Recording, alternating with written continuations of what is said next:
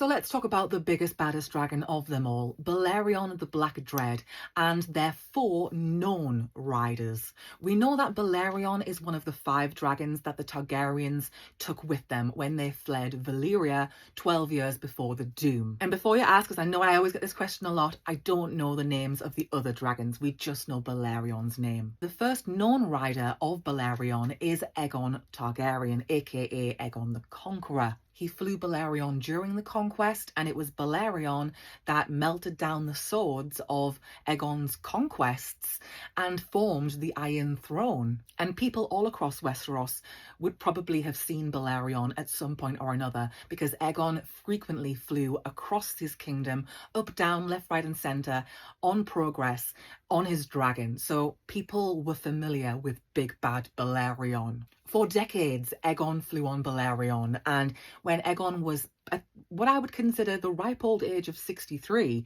in Westerosi standards, that's when Aegon died, and Balerion was claimed by Prince Maegor, Aegon's youngest son. And I say claimed because I think the dragon chooses the rider, but Maegor approached the dragon, put himself forward, and he became Balerion's newest rider.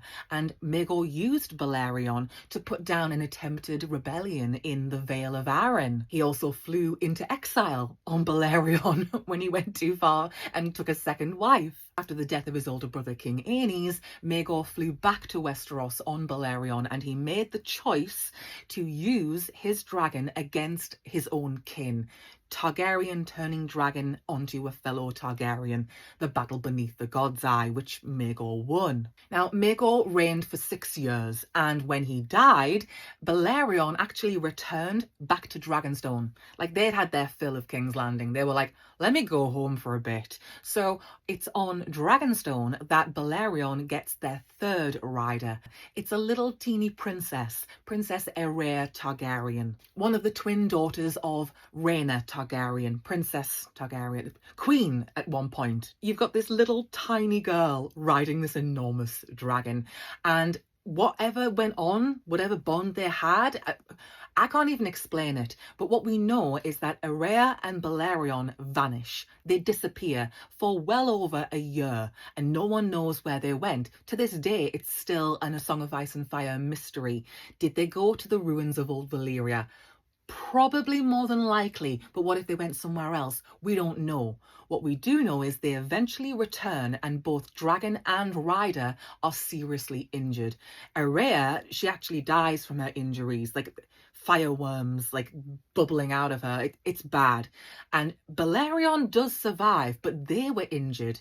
And that's weird, because over time, the belief is, and what we are told from the story is, dragon scales harden. So whatever was doing this to Balerion, whatever caused this damage, it had to be something pretty major to be able to inflict damage against a dragon like Balerion. Now, it was around this time that Balerion became the first dragon to be housed in the Dragonpit, and I don't think that was a good thing for Balerion or for any of the dragons. I know why they did it, and maybe if the dragons are small, but overall, the captivity, it was a bad thing all round. People would go into the dragon pit and be told, okay, maybe approach a smaller dragon, you know, someone a little younger. This dragon might have a bit more speed to them. You don't want to go towards Balerion. They're old, they're grumpy, they're a bit tempestuous. You don't know how they're going to react. It's safer to go with a smaller, younger dragon, potentially. So a lot of people were dissuaded from approaching Balerion, and for years, the dragon did not have, for decades actually, for like nearly 40 years, Balerion did not have a rider. Then along comes Viserys Targaryen, and I'm going to read you what Fire and Blood says happens. In the year 93 after conquest, Prince Balon's 16-year-old son Viserys entered the dragon pit and claimed Balerion. The old dragon had stopped growing at last, but he was sluggish and heavy and hard to rouse, and he struggled when Viserys urged him up into the air. The young prince flew thrice around the city before landing again. He had intended to fly to Dragonstone, he told his father afterward, but he did not think the Black Dread had the strength for it. Less than a year later, Balerion was gone, the last living creature in all the world who saw Valyria in its glory, wrote Septon Barth. It's notable that at the Great Council of 101, when Viserys was chosen to be the next king, when that was decided, he did not have a dragon, and they'd never had a Targaryen king without a dragon before. Aegon, Aenys, Maegor, Jaehaerys, they were all dragon riders.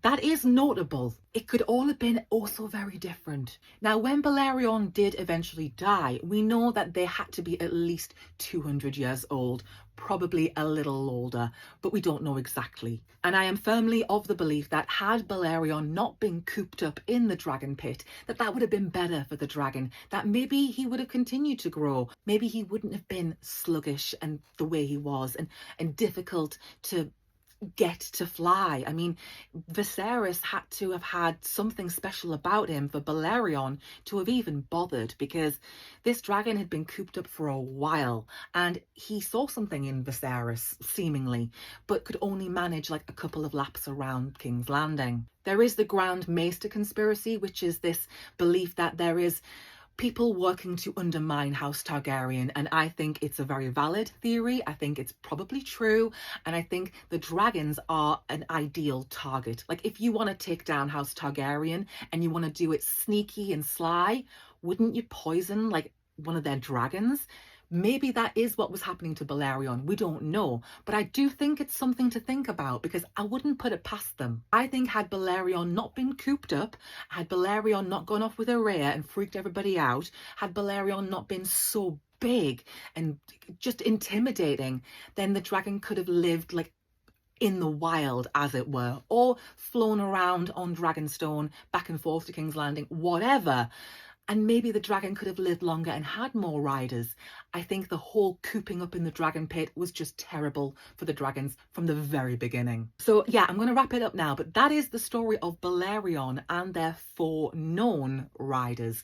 But it is possible that somebody else in the Targaryens' past, maybe Aenar Targaryen, maybe Daenys the Dreamer, rode Balerion. We don't know, but that would be pretty fucking cool if you ask me.